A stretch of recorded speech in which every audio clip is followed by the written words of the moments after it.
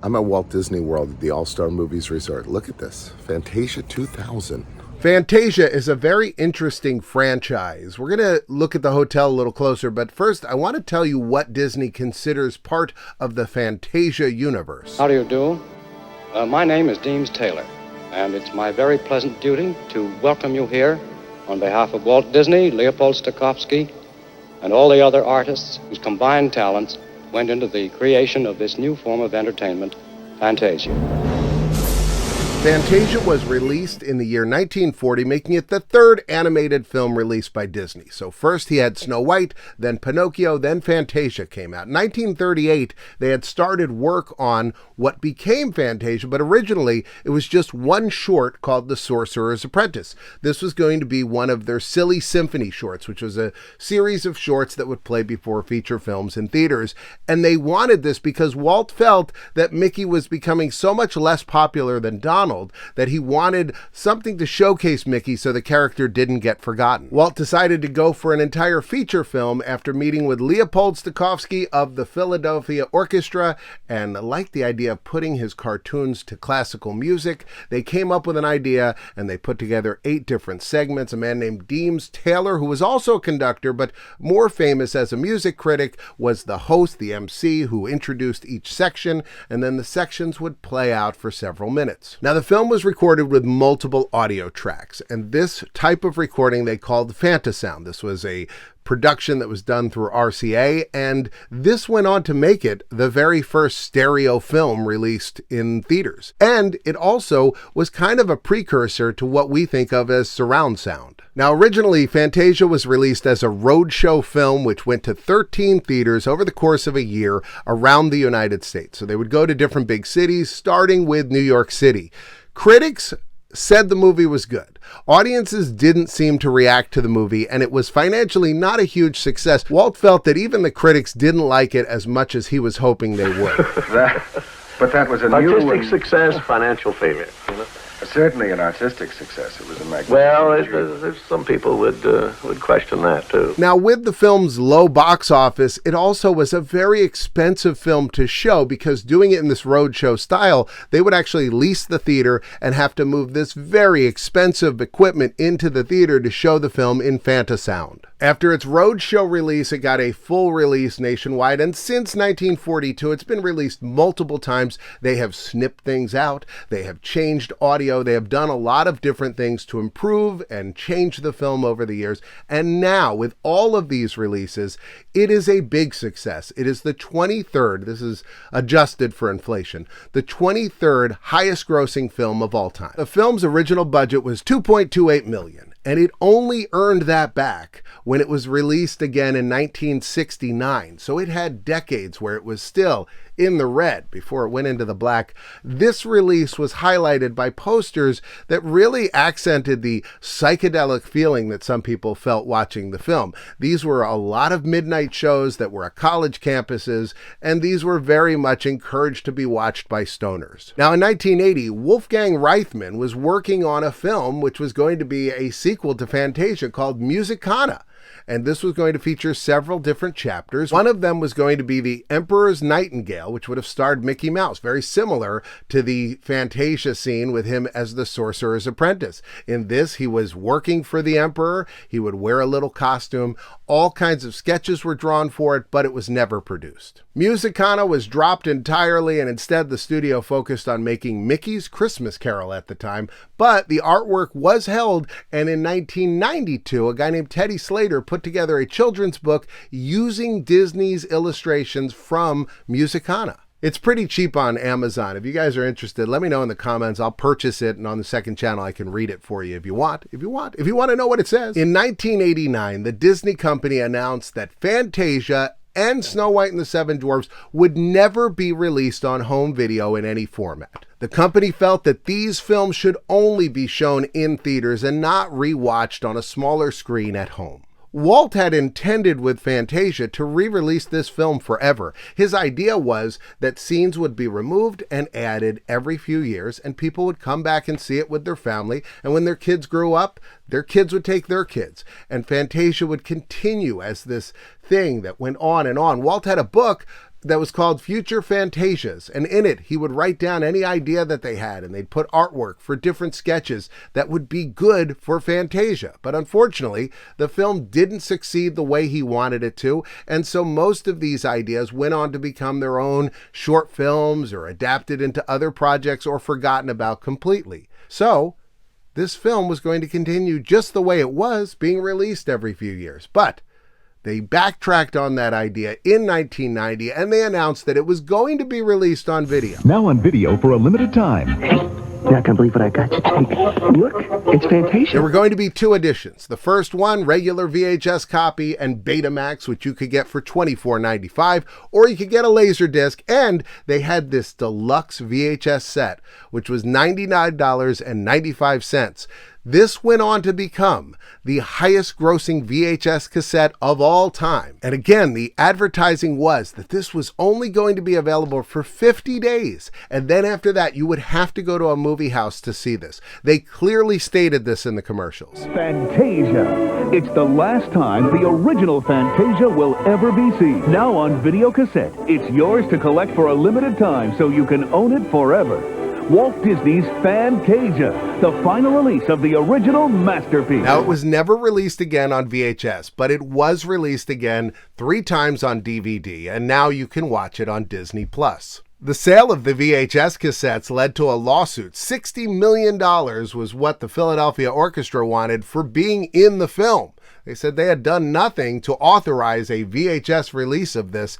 I think Disney later settled with them for much less money. Now, along with the release of the VHS, Disney announced Fantasia Continued. This was going to be another Fantasia film.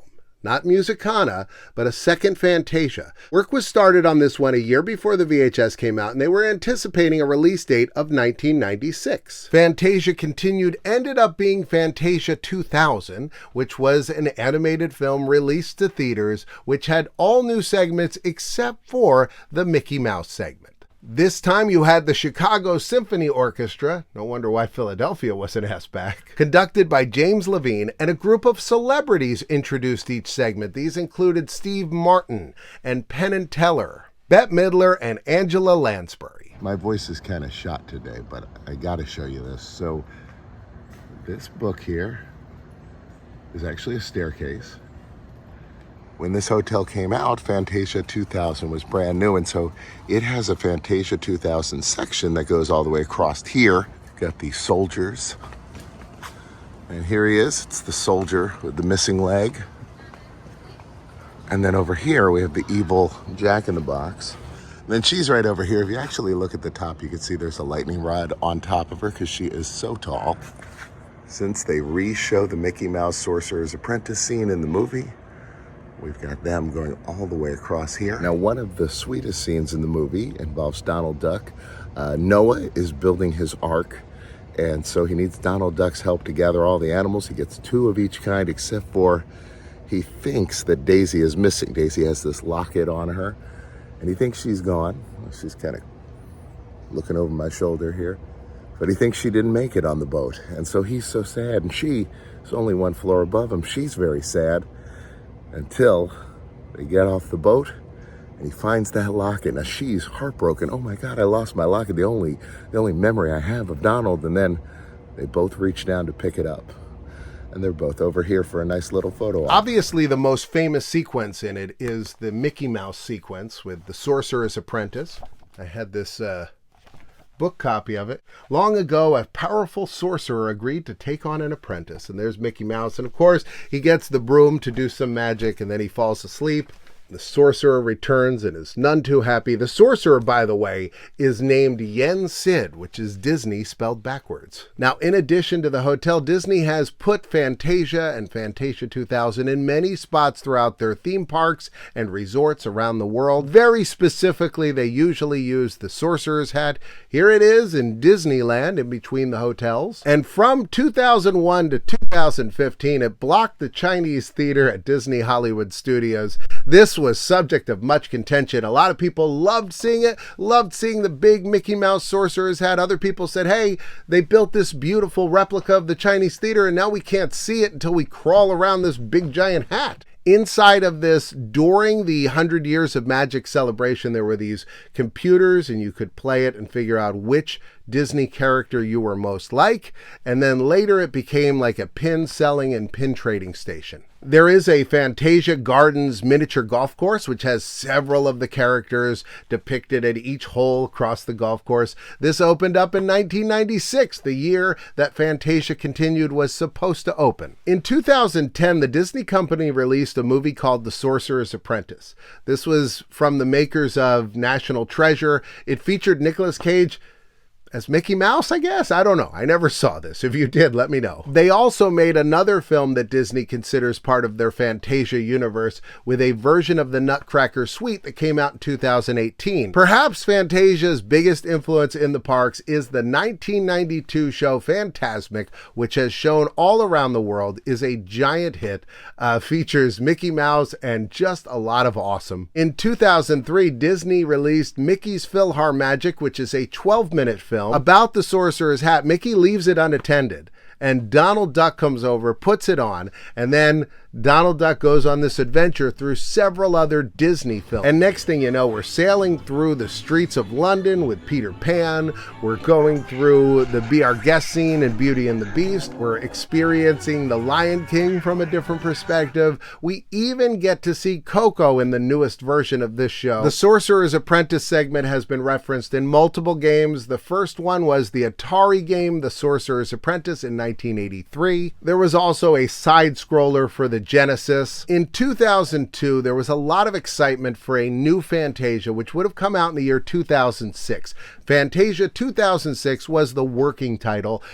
They started doing several projects, including taking an old abandoned project that Walt Disney had worked on with Salvador Dali, completing it. It's called Destino, and this was going to be part of that new Fantasia. There were also several other segments that they were working on, and in the end, they scrapped the idea of making a Fantasia, and instead, all of these were released as shorts. In 1976, in Italy, they released a parody of Fantasia. It's called Allegro non troppo, I believe.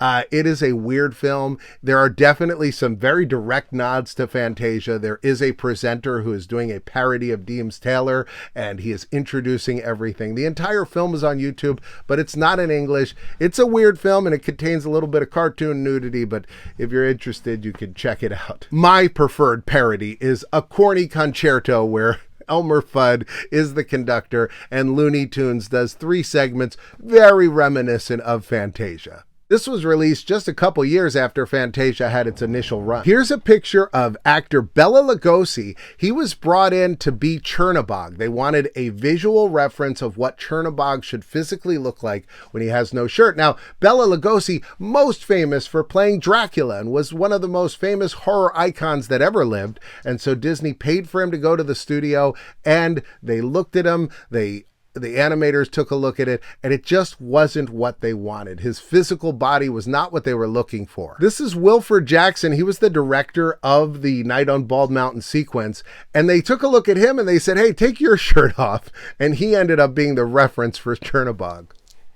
This jacket makes noise. I can't wear this jacket again. I don't know how many times this has happened during this. Plus, my voice is finally starting to come back, but I blew my voice out over a week on a cruise. I'm a big fan of these plastic yard flamingos. This guy is always in the background here. He's like off to the side. But one time I was at Epcot just after Fantasia 2000 came out, and they had this. Look at this. So in Fantasia 2000, there's a sequence where this guy and a bunch of other flamingos are walking along, but this guy finds a yo-yo and just drives everybody nuts. He's got the little Mickey ears. I like that. That's pretty great.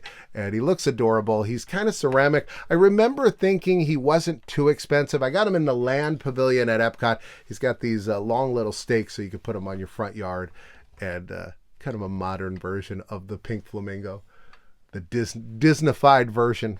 By the way, guys, if you haven't already checked it out, I do have a second channel. Lots of videos on there that I think you guys will love. Up here is going to be a video I did about the history of Roger Rabbit. If you missed that one, my goodness, I had the Roger Rabbit creator on this channel. You can check that out up there. Otherwise, YouTube says that one's best for you. And I'll see you next time.